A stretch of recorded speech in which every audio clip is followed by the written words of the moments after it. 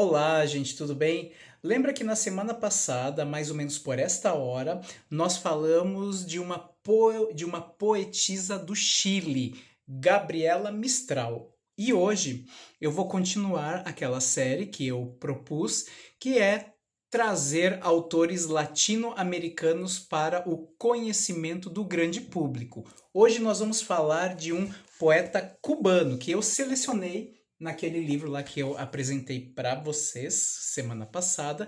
Ele é chamado Nicolas Guilhem, que está aí no título do vídeo, tá bem? Então, Nicolas Guilhem, ele é considerado o poeta nacional de Cuba. Nasceu em 1902, bem no ano de independência da ilha. Uma ótima coincidência, né? Ele é filho de jornalista e político. Perdeu o pai muito jovem, adolescente, por causa de uma briga dessas de política. Esse baque marcou de uma forma extremamente intensa o nosso Nicolas. Agora nós vamos falar da poética dele, que é uma festa para alma. Ele miscigenou ritmos afro-cubanos e com aquele sonzinho característico da ilha e transformou tudo isso em versos cheios de vida. Não é só um poema para ler, é para sentir o pulsar da cultura cubana. Então ele tem essa coisa do pulsar cultural, mas também tem um olhar bastante afiado para as questões políticas e também para as injustiças. Ele fez amizade com Langston Hughes, poeta afro-americano que também botava a raça e a luta social no centro do palco.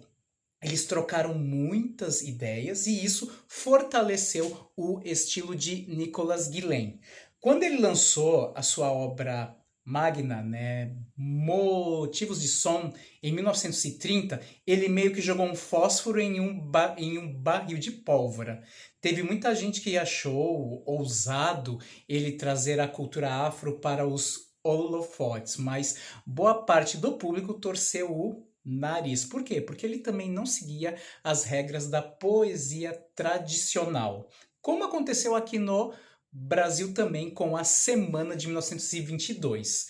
Então, foi com o tempo, esse grande, né, crítico, que fez com que Nicolas fosse reconhecido como um grande poeta. Então, são duas facetas nele que o notabilizaram como um grande escritor. É a valorização da cultura afro em Cuba e também o seu olhar arguto para as desigualdades sociais. Polêmicas à parte, mas é claro que ele abriu muitos caminhos para outros escritores também. E o legado dele é daqueles que são atemporais, ou seja, eles nunca ficam velhos.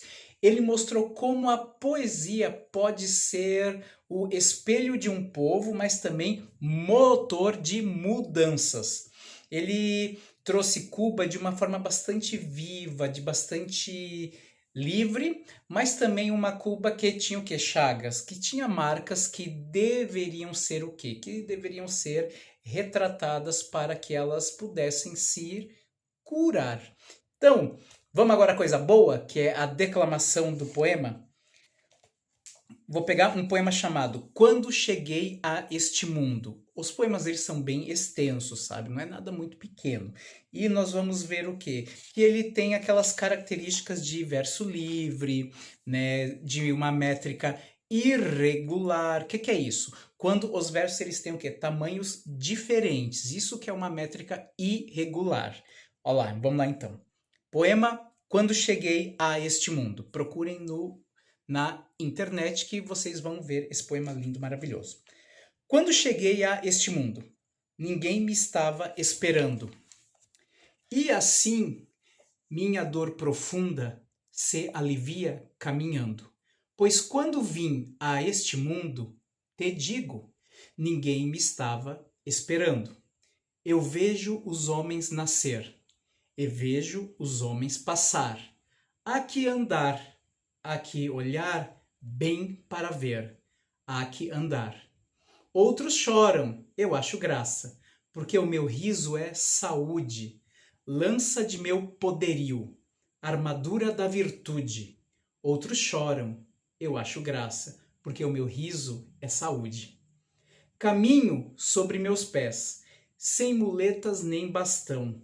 Minha voz inteira é a voz inteira do som. Caminho sobre meus pés, sem muletas nem bastão.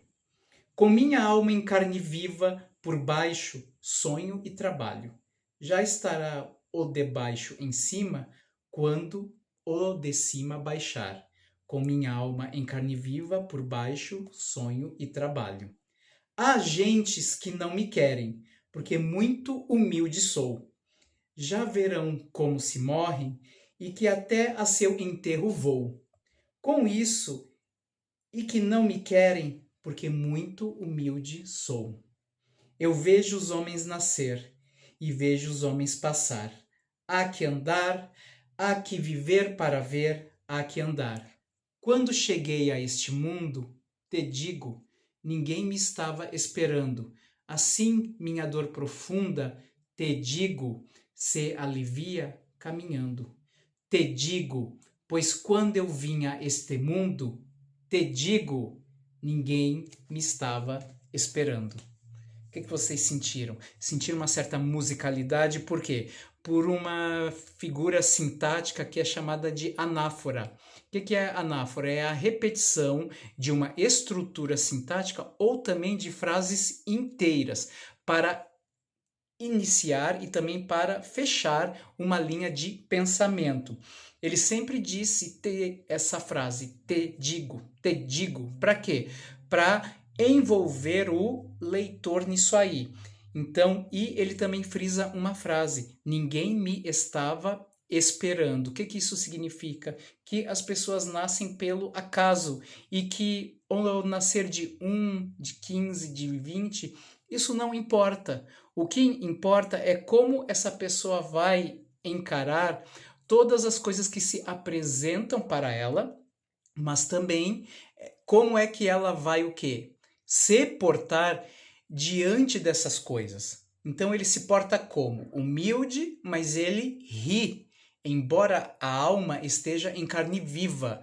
O que isso demonstra? Isso demonstra, por exemplo, o modo de viver de muitos escravos, que eles o quê? Embora eles tivessem aquele trabalho pesado, aquela faina, né, dura, eles estavam sempre cantando, rindo, apesar de eles sofrerem. Isso aí não impede o quê?